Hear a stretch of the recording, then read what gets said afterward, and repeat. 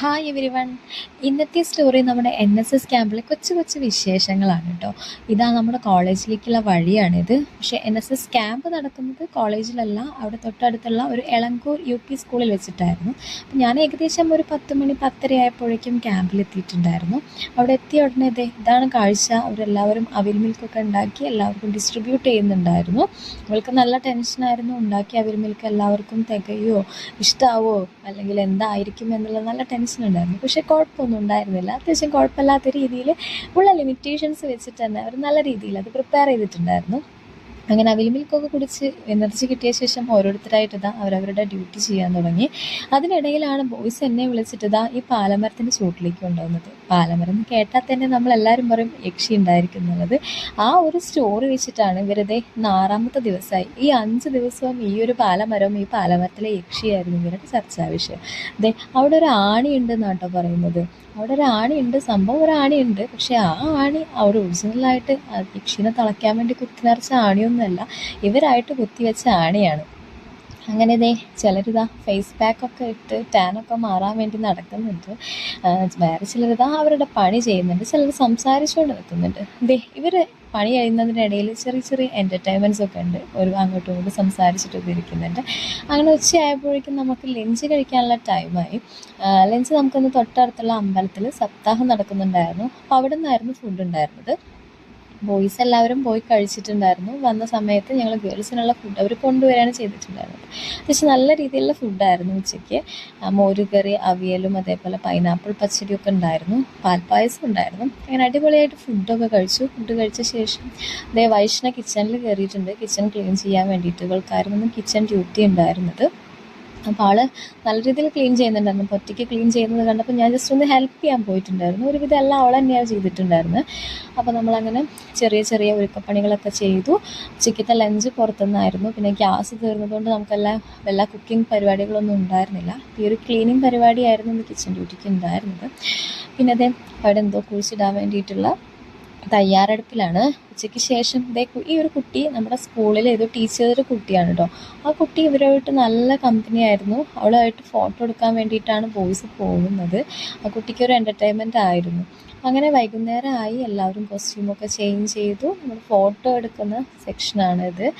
അപ്പോൾ വൈകുന്നേരത്തൊക്കെ ചെറിയൊരു cultural ഇവൻറ്റ്സൊക്കെ plan ചെയ്തിട്ടുണ്ട്. അപ്പോൾ അതിന് വേണ്ടിയിട്ടുള്ള കോസ്റ്റ്യൂമൊക്കെ ചേഞ്ച് ചെയ്ത് ലൈറ്റ് പോകുന്നതിന് മുന്നേ കുറച്ച് ഫോട്ടോസ് എടുക്കാമെന്ന് പറഞ്ഞിട്ടുണ്ടായിരുന്നു. ക്യാമ്പിൻ്റെ 6ാമത്തെ ദിവസമാണ്. നാളെ ഒരു ദിവസം കൂടെ ഇവർക്ക് ഉണ്ടാവുള്ളൂ.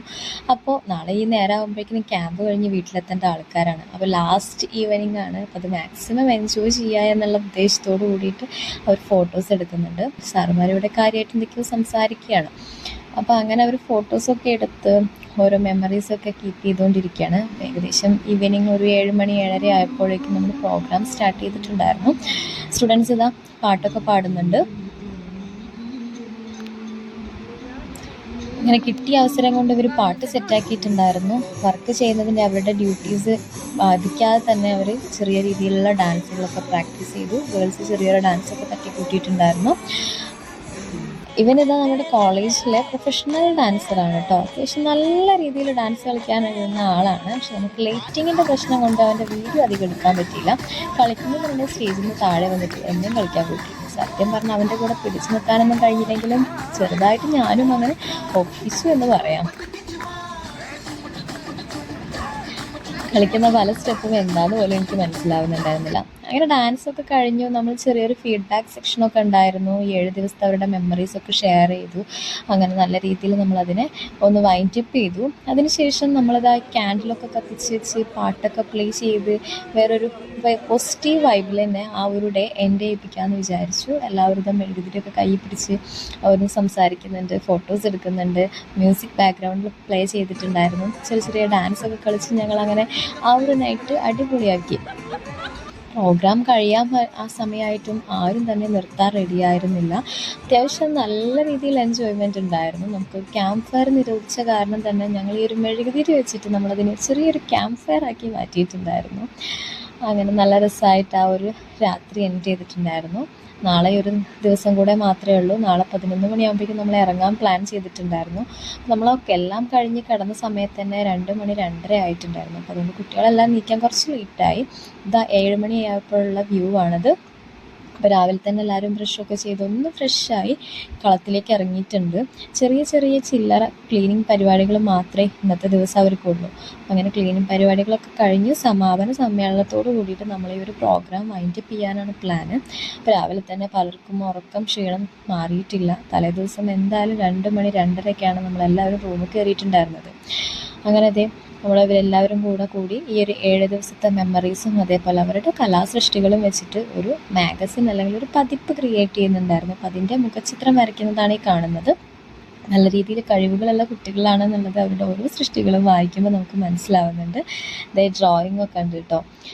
അങ്ങനെ ഈ ഒരു 7 ദിവസത്തെ മെമ്മറീസുമായിട്ടാണ് ഇവരിവിടെ നിന്ന് പോകുന്നത്. പക്ഷേ ഞാൻ വെറും ഒരു ദിവസത്തെ മെമ്മറീസും കൊണ്ട് തന്നെ എനിക്ക് അത്യാവശ്യം നല്ല എൻജോയ്മെൻറ്റ് ഉണ്ടായിരുന്നു. അവൾ ടീച്ചറാണ് എന്നുള്ള രീതിയിൽ മാറ്റി നിർത്തിയിട്ടൊന്നും ഉണ്ടായിരുന്നില്ല. നല്ല രീതിയിൽ അവരുമായിട്ട് സിങ്ക് ആവാൻ പറ്റി. അങ്ങനെ ഒരുപാട് നല്ല ഓർമ്മകളും സൗഹൃദങ്ങളും പെട്ടിയിലാക്കി ഇവരിതാ ഇന്ന് ഈ ഒരു NSS ക്യാമ്പിനോട് വിട പറഞ്ഞ് തിരിച്ച് വീട്ടിലേക്ക് പോവുകയാണ്. ഇതിനിടയിൽ ഒരു ദിവസം ഇവരുടെ കൂടെ ടൈം സ്പെൻഡ് ചെയ്യാൻ പറ്റിയതിൽ as a teacher I am very happy. കുഞ്ഞു കുഞ്ഞു സന്തോഷങ്ങൾ, കുട്ടി മൊമെൻറ്റ്സ് എല്ലാം കൊണ്ടും ഈ ഒരു ദിവസം എനിക്ക് വളരെ വിലപ്പെട്ടതായിരുന്നു. ഒരുപാട് കാലത്തേക്ക് നീണ്ടു നിൽക്കാൻ പാകത്തിന് ഓർമ്മകൾ സമ്മാനിച്ച ഈ ഒരു ക്യാമ്പ് ദിവസം ഒരിക്കലും മറക്കാൻ പറ്റാത്തതായിരിക്കും.